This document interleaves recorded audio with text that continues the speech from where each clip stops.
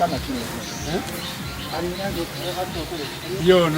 think that we need to hold this Wendi operations until the picture becomes more clear.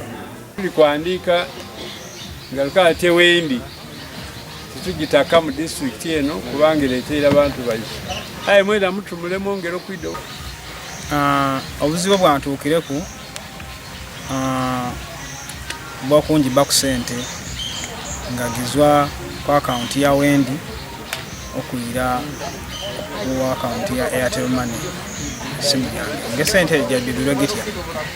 sente eje badisindikire nga ku 3 Ogw'ekumi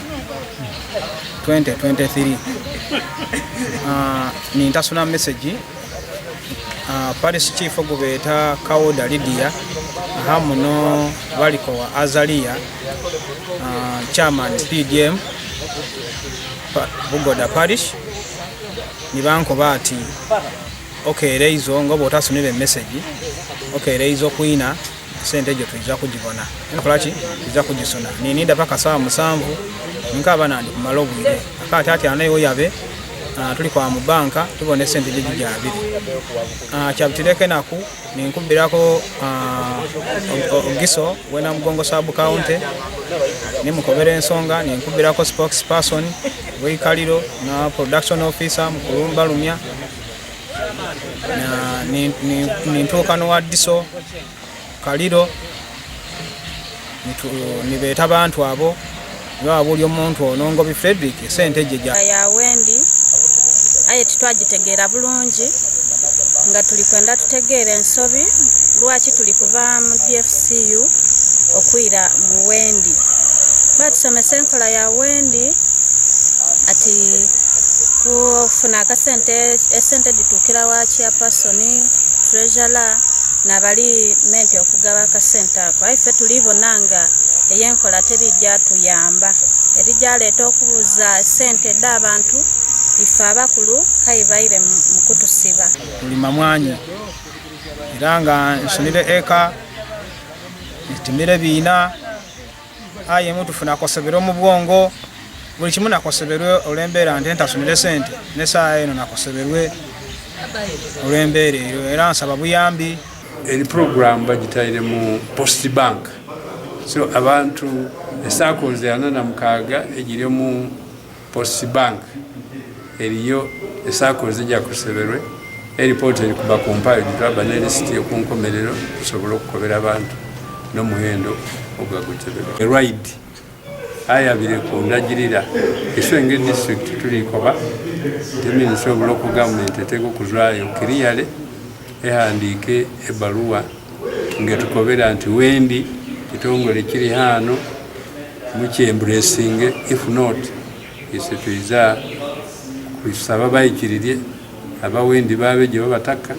isweika yo trabe ne banka ja isogiriho okumpi n'abantu sente jibajigotere abantu basobola kwamba the operations here in that this Wendi app yet wakati wa the bank and the beneficiary kale nga abantu tofuna direct contact na bank yo kaita tochobuziwera waliwo case in police here where omukuba staff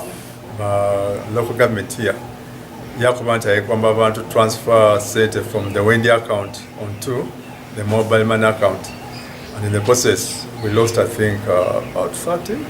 million shillings kudifuna tuna bank ibiri muno mu Kaliro tukola na post bank toba ni DFCU post bank erikola bulungi nga abantu bafuna sent direct from the account into their mobile money. But with the according to the police, tulina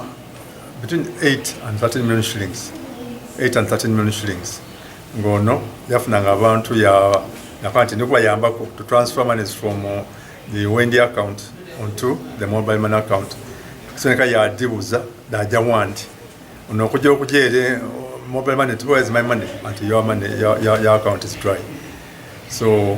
we are out looking for him. Yena mulimo ya kufirwa ya mukabulu yena ati okuvayo to face criminal charges. Okwisa enkola ya Wendi ate n'ekino ekibayirewo nti bayigye ku speed y'amangu so omuntu afuna bwire bukola ki binonola ate n'experience ebayirewo nti bayibirako abantu ku Wendi mu loti yasooka nga ligasenda PDM abantu abasinga bali negative attitude towards Wendi edu bwine wetu bayirera training nga abantu bakoba ate bino byemuli tekamu bijjakola